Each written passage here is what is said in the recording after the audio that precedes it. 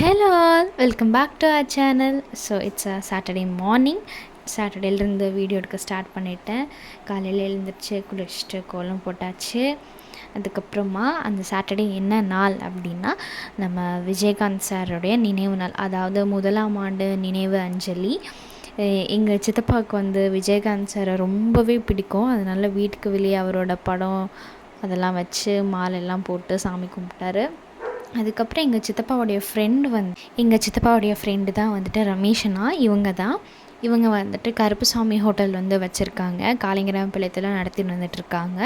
அவரும் வந்துட்டு Vijayakanth சாரோடைய fan. So அதனால் அவரும் வந்து அவரோட ஹோட்டலுக்கு முன்னாடி சாரோட ஃபோட்டோ வச்சு அந்த மாலெல்லாம் போட்டு பழம் தேங்காயெல்லாம் வச்சு சாமி கும்பிட ஆரம்பிச்சிட்டாங்க.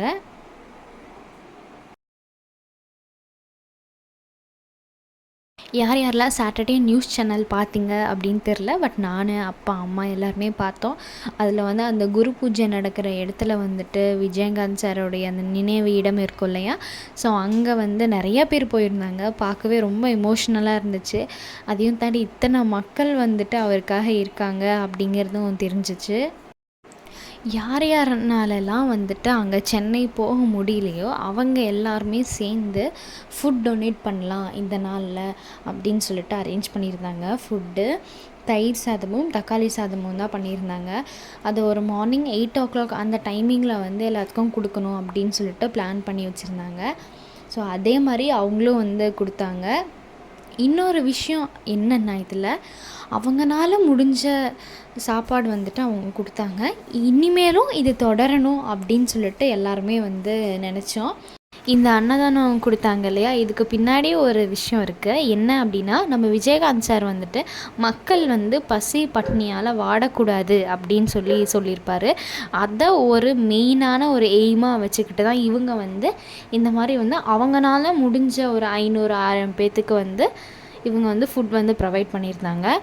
இந்த பணி வந்து மேலும் மேலும் வந்து இன்க்ரீஸ் ஆகிட்டே இருக்கணும். அதையும் தாண்டி அதாவது ஃபுட் ப்ரொவைட் பண்ணுறது மட்டும் இல்லாமல் நிறைய வந்து நல்ல விஷயங்களை வந்து மக்களுக்கு கொண்டு போய் சேர்க்கணும் அப்படிங்கிறதுல இவங்க வந்து உறுதியாக இருந்தாங்க.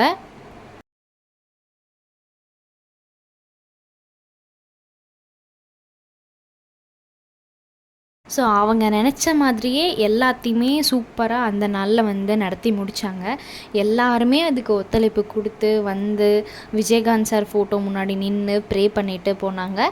அதுக்கப்புறம் வந்து அன்னதானமும் கொடுக்க ஸ்டார்ட் பண்ணிட்டாங்க. நிறைய மக்கள் வந்து வாங்கிட்டு போனாங்க.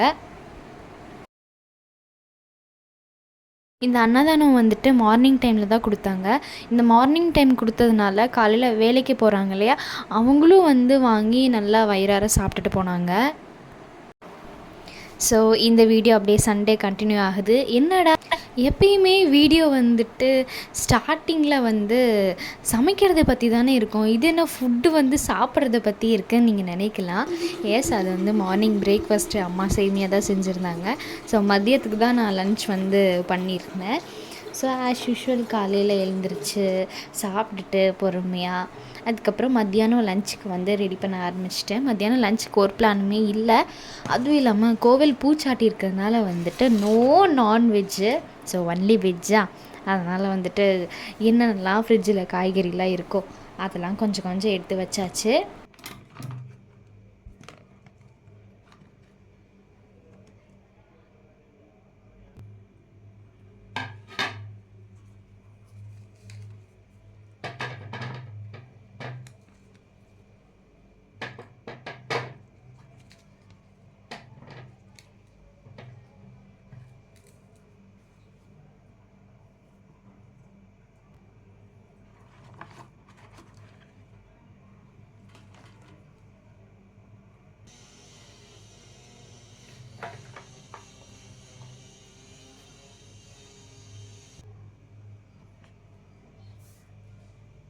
அப்படியே ஒரு காய்கறியை எடுத்து வாஷ் பண்ணி வச்சாச்சு.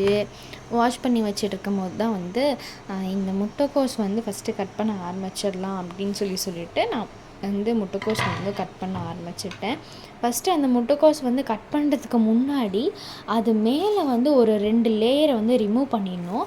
அதுக்கப்புறம் தான் வந்து நம்ம கட் பண்ணணும். ஏன் அப்படின்னா, ஃப்ரிட்ஜில் வைக்கிறோமோ வெளியில் வைக்கிறோமோ ஸோ எதுவாக இருந்தாலும் அந்த மேலே 2 லேயரை நம்ம வந்து எடுத்துகிட்டு அதுக்கப்புறம் கட் பண்ண ஸ்டார்ட் பண்ணிடலாம்.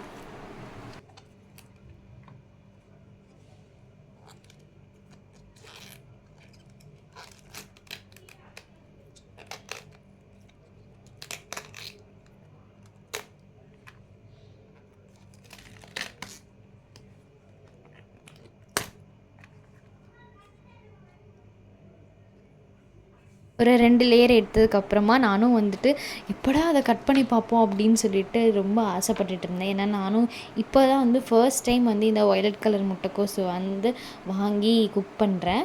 ஸோ இப்போ பார்க்க ரொம்ப அழகாக இருந்துச்சு, எனக்கு ரொம்ப ரொம்ப பிடிச்சிருந்துச்சு. அதுவும் இல்லாமல் எப்பயுமே நம்ம முட்டைக்கோஸ் கட் பண்ணும் பொழுது கொஞ்சமாக ஹார்டாக இருக்கும். ஆனால் இந்த முட்டைக்கோஸ் ரொம்ப ரொம்ப சாஃப்டாக இருந்துச்சு, சீக்கிரம் கட் பண்ண முடிஞ்சுது.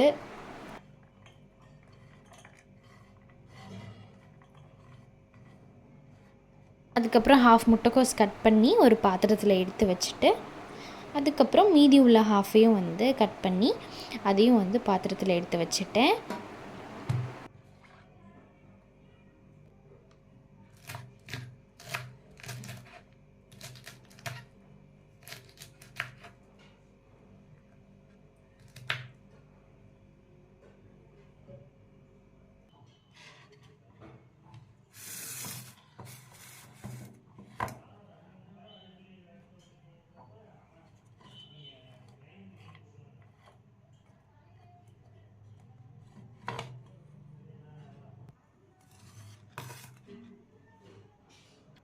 அப்புறம் எப்பயுமே நம்ம அந்த வெள்ளை கலர் முட்டைக்கோஸ் வந்து செய்யும் பொழுது இந்த வெங்காயம், பச்சை மிளகாய், வரமிளகாய், கருவேப்பிலை இதெல்லாம் சேர்த்துவோம் இல்லையா, அதே மாதிரி தான் இதுக்கும் நான் பண்ணியிருந்தேன். அதே மாதிரி கருவேப்பிலை, பச்சை மிளகாய், வரமிளகாய், வெங்காயம் இதெல்லாம் எடுத்துகிட்டு எப்பயும் போல் வந்துட்டு எண்ணெய் சேர்த்துட்டு, அப்புறம் கடுகு, உளுத்தம் பருப்பு தாளித்து கொடுத்துட்டு, அதுக்கப்புறமா இந்த வெங்காயம், கருவேப்பிலை எல்லாம் இருக்கு இல்லையா, அதையும் சேர்த்துட்டு அதுக்கப்புறம் வந்து இந்த கட் பண்ணி வச்சுருக்க முட்டைக்கோசையும் சேர்த்து உப்பு சேர்த்து நல்லா வதக்கி விட்டுட்டேன்.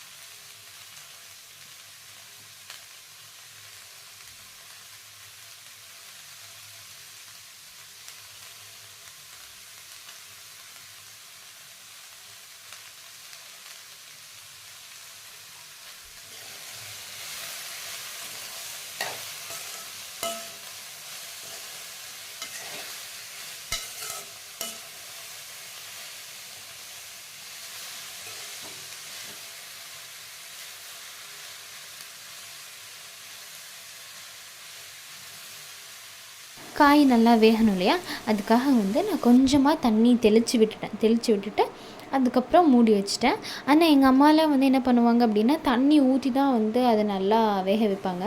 நான் தெளித்து அதை அப்படியே மூடி வச்சுருவேன்.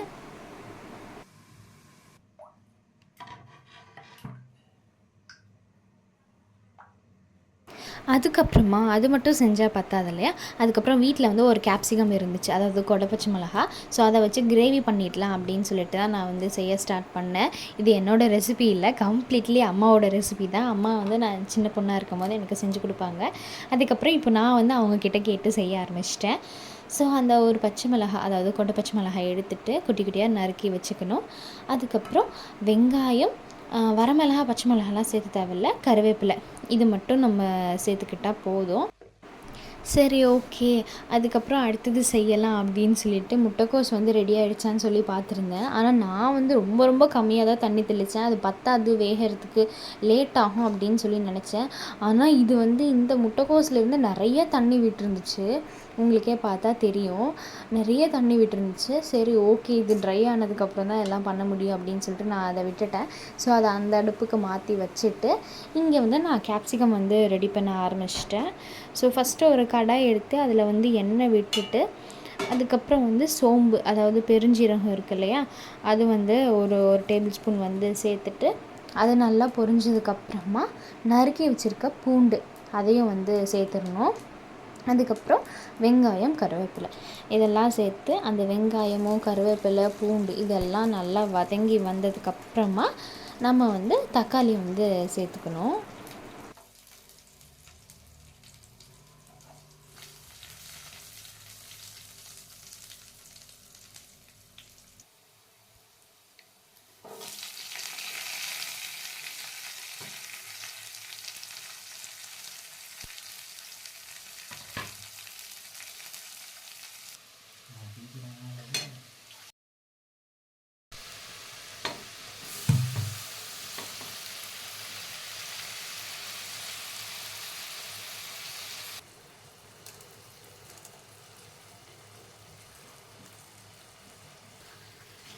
தக்காளி சீக்கிரம் வேகணும் அப்படிங்கிறதுக்காக அது கூட கொஞ்சமாக கல்லுப்பு சேர்த்தாச்சு.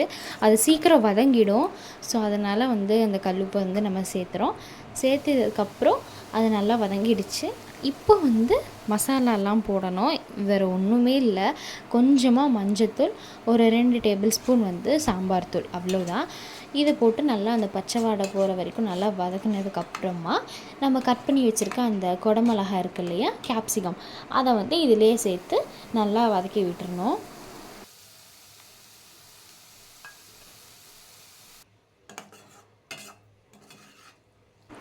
நல்லா வதக்கி விட்டதுக்கப்புறமா இது வேகிற அளவுக்கு தண்ணி, இது வந்து மூடி வச்சு வேக வைக்கக்கூடாது. ஏன் அப்படின்னா இதில் நம்ம அந்த மசாலா பொடியெலாம் போட்டிருக்கோம் இல்லையா, சாம்பார் தூள், ஸோ அது வந்து பச்சை வாடெல்லாம் போகணும். அதனால் வந்து இது வந்து நம்ம மூடி வச்சு சமைக்க முடியாது. அதனால் வந்து அது வேகிற அளவுக்கு நான் தண்ணி சேர்த்துக்கிட்டேன்.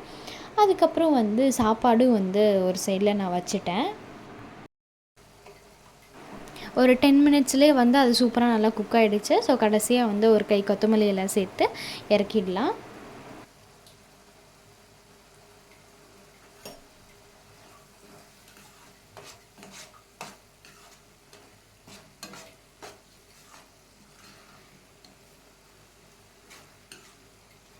ஓகே, நான் வந்து கேரட் பீன்ஸ்லாம் எடுத்து வச்சுருப்பேன். பட் வந்து தயிர் வந்து ஃப்ரிட்ஜில் இருக்கிறது நான் பார்க்கவே இல்லை. ஸோ அதை பார்த்த உடனே வந்து நான் வந்து தயிர் வந்து தாளிச்சாச்சு. இன்றைக்கி சண்டே சமையல் என்ன அப்படின்னா, சுட சுட சாதம், அதுக்கப்புறமா அந்த முட்டைக்கோஸ் பொரியல் பண்ணோம் இல்லையா அது, அதுக்கப்புறமா கேப்சிகம் கிரேவி, அதாவது கொடை பச்சை மிளகாய் கிரேவி, அதுக்கப்புறம் தயிர் வந்து தாளித்து வச்சுருக்கேன்.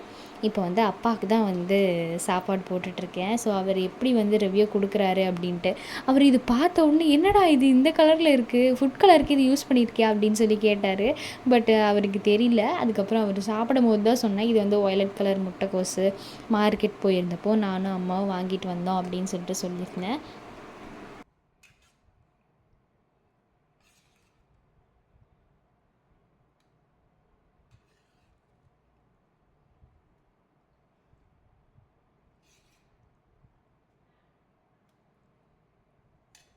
ஸோ அப்பாவுக்கு வந்து கொடுத்துட்டு எப்படி இருக்குது அப்படின்னு சொல்லி கேட்டிருந்தேன். நல்லா இருக்குமா அப்படின்னு சொல்லியிருந்தார் ரிவ்யூ. ஸோ இதுதான் என்னோடய லன்ச்சு. ஸோ இந்த வீடியோ பிடிச்சிருந்தா லைக் பண்ணுங்கள், ஷேர் பண்ணுங்கள், கமெண்ட் பண்ணுங்கள், மறக்காமல் சப்ஸ்கிரைப் பண்ணுங்கள்.